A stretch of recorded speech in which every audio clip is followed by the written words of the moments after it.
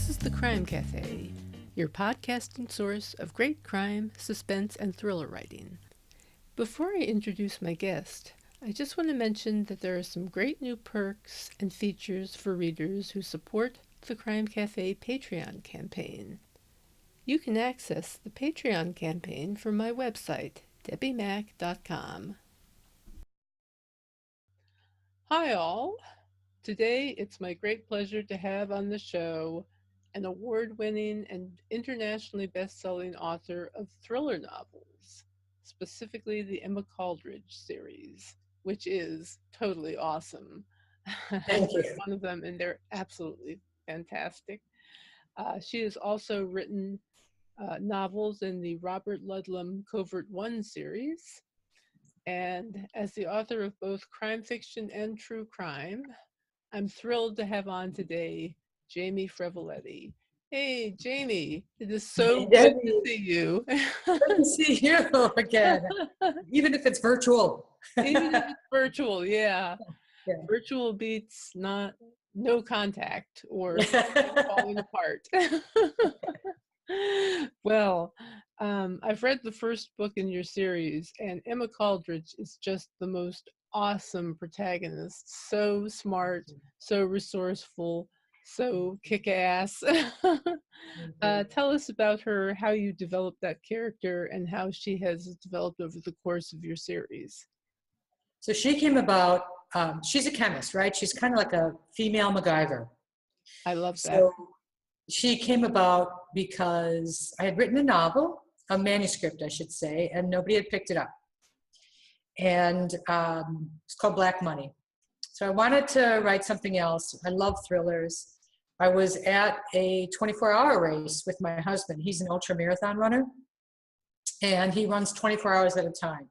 So I went to this race. I was a handler. I used to go to make sure he didn't, die on these races. So it was in Colorado. We had a freak snowstorm in the middle of the night. It was 70 degrees when they started. It was minus whatever and snowing on them. So one man passed out on the trail and got hypothermia. So I was in charge of dragging him to the hospital, and I did that. And I started thinking, he didn't know where he was. He didn't know his name. And that gave me the idea for a lot of things, because I thought, this is kind of frightening. What if, and that always starts every novel, right? What if this happened to me? What if I got hypothermia, or I was somewhere where I didn't know where I was? He was from England. He was in a strange location, running this 100-mile race. He was obviously in fantastic shape, but something happened. So that's why I put her in Running from the Devil. I have her downed in the Colombian jungle. I was thinking, what would it be like if your plane is downed? You don't know the east from west. You don't know where you are. The jungle in Colombia is landmined by the FARC at the time. There's been a peace agreement, treaty. But that's how it started. Boy, it's really amazing. It's just, the story is just riveting. I mean, that first one that I read, the first in your series, just page turner, totally. Thank you. Yeah, Running from the Devil started my career and got the awards and got everything rolling. That's really the book that I still look back with great fondness. That's awesome. That's wonderful. You have degrees in law and a postgraduate degree in international studies. I take it that you've drawn upon your legal practice experience in your writing to a certain extent? I do all the time. When I was a lawyer, I did a lot of food, drug, and medical device, both regulatory and litigation, white-collar defense. And since Emma's a chemist, she's kind of fashioned on a bunch of the expert witnesses from the pharmaceutical companies that I used to work with. I love the experts. I love the chemists, the kind of all that scientific stuff. And I thought it would be cool to make a protagonist who was pretty logical, who was involved in STEM, science. And she's an ultra runner. I love running, so that fit with something I like. And it really, I use everything. Every Emma Caldridge novel has an unusual disease or chemical or something, because she's a chemist. And I find them through the research I still do, because I love it, through FDA stuff. I do love that stuff. So that's all, everyone, they all involve, pandemic. Flu is one. The latest one, blood run, is the smallpox virus. That has an interesting story. And that's Huh. what I hear. Yeah. Wow. So, how much research do you generally do for your novels? I do a lot, more than I think I would like sometimes, because it takes away from the writing, obviously. You can only research, you know how it is, right, Deb? You really have to, right, you have to make concessions into what you want to do. But I end up researching a lot. I do a lot of in-depth clinical research. So, and then that takes me off on another whole tangent. Usually I use Google Earth, since I usually put, at least the Emma Coldridge series is usually, I place her in failing nations. Not always, but places that are completely running dark. The second she's in Somalia, she ends up in Somalia, near Somalia. So things, Ninth Day was the only one that was set in America, partly in America. The rest are set elsewhere. So I do a lot of Google Earth. I talk to I went to Colombia, of course, but the danger was there, but wasn't as bad as it could have been. Somalia I was unable to visit, although I did have an invitation from a family to go there, which would have been nice to take. My husband kind of nixed that completely, and I agreed. I said, yeah, okay, we got the young kids. We can't take those kind of risks. So I do a lot of Google Earth and a lot of other research. I speak to journalists, things like that. That's fantastic. I have to talk to you when we're done here more about that kind of research, because that kind of thing fascinates me, and I'm always looking for good sources of information. You say you like thrillers. What is it in particular that you like about thrillers? What drew you toward that genre? I don't know. I have to be honest with you. I love mysteries too. Mysteries are somewhat different. I grew up with Edgar Allan Poe. So at 9, I remember, I don't know, my mom had this type of, I don't know if it was margarine at the time. I don't know what that stuff was called. But on the back, you could get 5 books for $1. Something crazy. And I remember cutting it out. I was 9 years old. And I said to my mom, can we mail this in? And we did. And she's like, fine. Well, they sent all this stuff that was in the public domain. So I really cut my teeth on. It's so funny.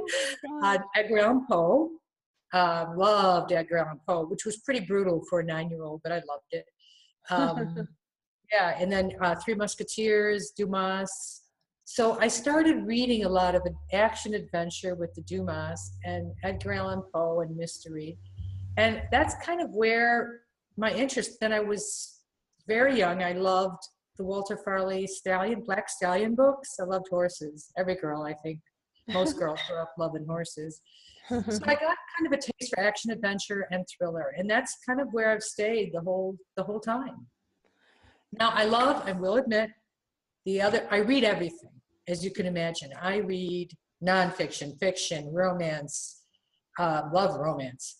I read mystery. I read everything.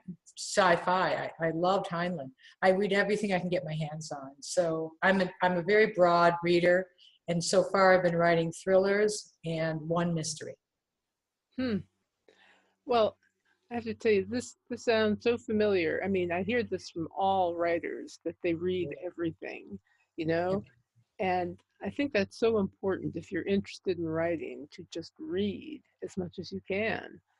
And let's see, when you were at the C3 conference, you mentioned something about a song list associated with your work. Yes. Oh God, I was just on the phone about that this morning. Oh, can you talk about that? Because I love music, and I'm just fascinated by the idea of associating music with a series. I know. I got my idea. My mom, who has passed away, was a jazz singer and an actress. So she was in movies. She was in Pet Detective, The Truman Show, Recount, big movies. She was in movies. But she started out as a jazz singer in Chicago. And I had this idea for this, and I can't really talk too much about it, but I'll tell you as much as I can, for this story that I'm preparing to give to my agent. It's a contemporary. I have a historical I'm delivering to my agent next month, and this one I'll deliver to her in 2 months. But this second one is a contemporary involving a band. It's a mystery about a band, music band. So I thought, well, wouldn't it be cool to tie that up and have the band have actual music that the band plays? So I got this idea that I would tie in with a real live band, and I would commission some songs that matched the story, the guy in the band, or the women in the band. In this case, there's a woman producer and a male guitar player. And that's deliberate, by the way. I wanted to have a woman guitar player, but I thought women producers in music it's like women directors. I really wanted to have a woman producer, really up in front and more of that aspect of things. So she's the producer. And I have some ins with some very, very, with Berklee College of Music. So I have contacted some family members who are able to create music. I had, at the time, I think I spoke to you at the C3, I was at the C3, I was really discussing the Jack Reacher music. I don't know if we discussed that. So Lee Child, yes, so Lee Child has the same idea, and he has this Jack Reacher music. And when I saw it, I'm like, yes, that's exactly what I wanted to do with my book. Now, I wouldn't do it with Emma Caldridge. He's doing it with his main character. But this new book I know is coming out. So that's what we're doing. We're going to have some songs tied in, some videos. I would love to do an enhanced ebook where you press on so he's singing a song in the story, and you press maybe in the column, you press a button and you'll hear the song he's singing. But that's down the road, because that kind of stuff can also be a bit of an issue for a reader. As I mentioned, I'm a reader, and sometimes I don't want too much cluttering up, right? My experience. But I think that would be cool if we put it off to the side, or maybe in footnotes or something like that. Yeah. So the project is getting started May 1st. I expect to have some real answers on that one in September. Huh.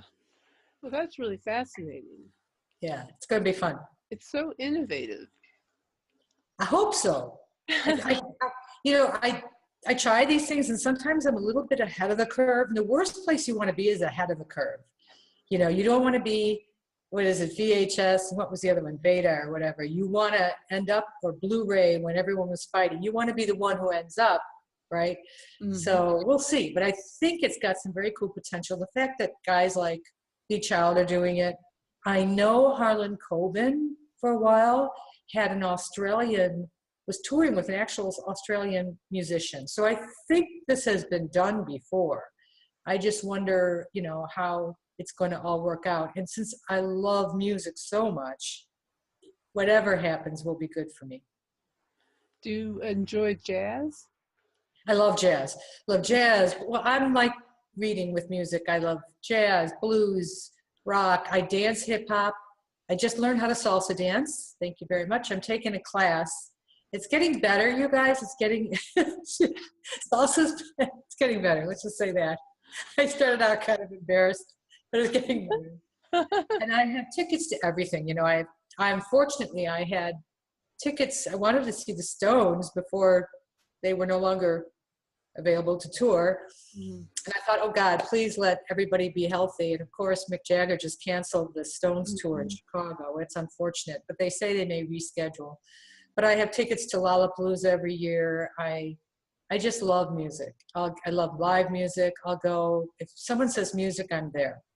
So I've got a wristband on my wrist and I'm gone. So it's great. Cool. Yeah. Who would you picture playing Emma in a movie or TV series?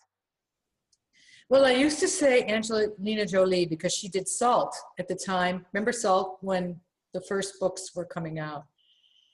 Now I've seen so many great young actresses who are perfect for that role. I think, at least now, I think a lot of women are getting very interesting roles in media. So, I really have to think about that one. I would love to see someone new, start someone's career with that, as opposed to a name that everybody knows. It's kind of like with the music that I'm doing for the music thing. I'm looking only for people who are not who are really getting their careers started. I feel like it's a, you know, it would be a nice thing. Mm-hmm. So, yeah. I think that's cool. Very cool. Yes, I think it's important. Yes. There was something I was going to ask you. Now it's Um, gone. I hate when that whether, happens. whether I like jazz or blues or Other than the jazz and blues, which is very cool. Oh, I know. White Sox or Cubs? Cubs, Yay! Northsider. I can't I am a Nats fan, so but and I'm Yeah. also a Met fan because I'm originally from New York. Oh But my goodness. I, See, you know, my, I yeah, applaud the Cubs because I'm always for the underdog and I the root underdogs, for the right? Cubs. We Yeah. used to go. We never really had money to go see we grew up very blue collar, but my grandmother lived on the north side, and grandma every year, once a year, would take us to a baseball game, and it was always the Cubs because she lived near Wrigley Field, and so that's it. I'm Oh my gosh. indoctrinated with the Cubs. When they won, I couldn't believe it. For the first time in 100 Yeah. years, I hit the big W in the window of the house. I was all over it. It was great. That is Yeah, so awesome. yeah. I know the feeling. I mean, it's just when you see them losing and losing and then they win, it's like, yay. Yay, fine. Totally. Let's see. You mentioned Edgar Allan Poe and some other authors. Are there any other authors that you find particularly inspiring? Yes. Um, I really, really love Lee Child series for Reacher. I think he does a nice job getting a voice across. Um, it's consistent and it's strong, which I like. Um, for women thriller writers, there are so many I follow now that it's gotten a little crazy. But um, love Megan Abbott's work.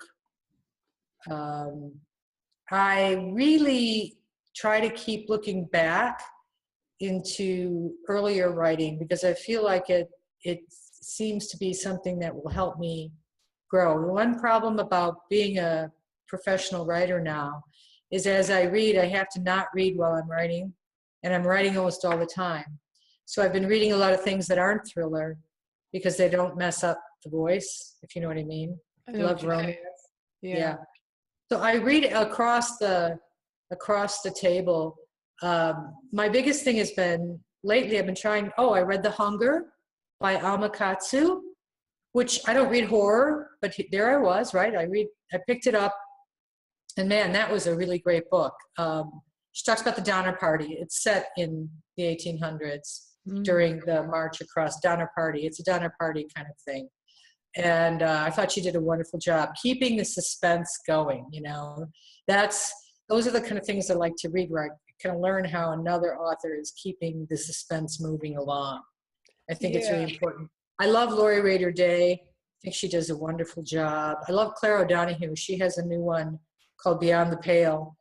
Two Irish. It's almost like a Nick and Nora. If you like classic movies, Oh it's like yeah, an I love Irish. that stuff. So it's an Irish Nick and Nora. It's called Beyond Oh the my Pale. gosh. You have to read Beyond the Pale. It's really Beyond fun. the Pale. I'll have to write that down. Beyond the Pale.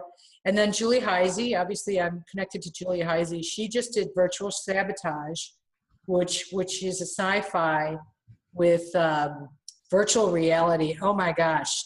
Mm. Debbi, you guys, have you ever put those glasses on I went to a place in New York City, and I put the virtual reality thing on and asked for the zombie attack or whatever.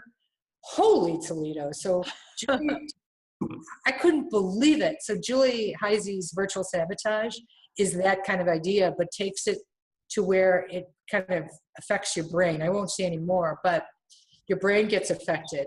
And I can see it now because they're at this place in New York City. They put the glasses on and they asked me if I wanted to walk the plank. And there was a plank you could walk on a high rise, but it's all virtual. Mm-hmm. You know, they said, go ahead and step off. You know, you're standing in a studio. You know, you're just wearing glasses. You cannot step off that plank. Yeah. My heart was racing. There was no way I was going to step off and drop 60 flights off. And I remember thinking as I stood there, the zombie thing had already happened, so I was already freaking out about that. And then he's like, well, let's just lower down the fear and let's get you on a plank. I thought, I'm not walking off a plank, off a high rise. And I couldn't do it.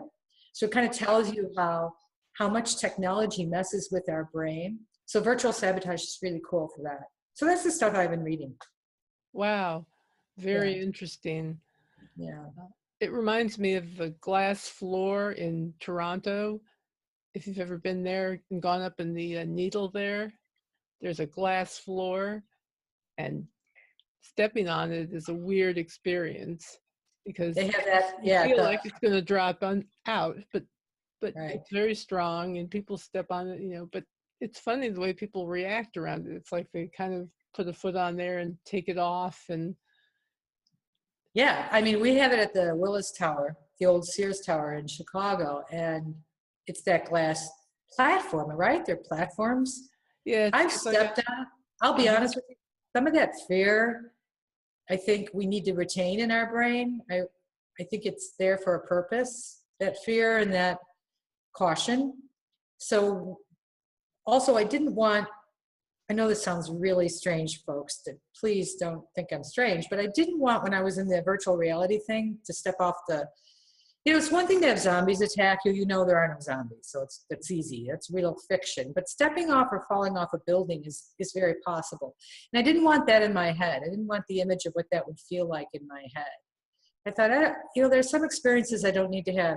It even would feel different if I were jumping out of an airplane. And I think because if you jump out of an airplane, you're falling, but you chose it. But falling off a building, I don't know. There was just something I didn't like about it. So I never did it. I can understand completely. Yeah. Is there anything else you'd like to add before we finish up? Well, Blood Run is my latest. It involves started from a real event where they found some smallpox vials in an old closet. If you look at the blog post attached to this podcast, you'll see what that's about. And I just recently did a Sherlock Holmes short story for the sake of the game. Put him in Chicago in the blues clubs, which I know well from my upbringing and my childhood and from living in Chicago. And that's another one where music really came into play. So I love them both. Thank you for having me. I really appreciate it. Oh, it's my pleasure. And I'm so glad you were able to come on. Thanks so much. Thank you. Remember, Jamie has a book giveaway running until the end of April. So do go to that blog post and check it out, and leave a review for the podcast if you would, please. And to learn more about the Crime Cafe ebooks, as well as the Patreon campaign, you can go to my website, debbimack.com, DEBBIMACK.com. And finally, one last very special guest is going to be coming up next time. It's a surprise, but here's a hint. 3 words, Hap and Leonard. And on that note, thank you very much for listening. I will see you next time, and until then, happy reading.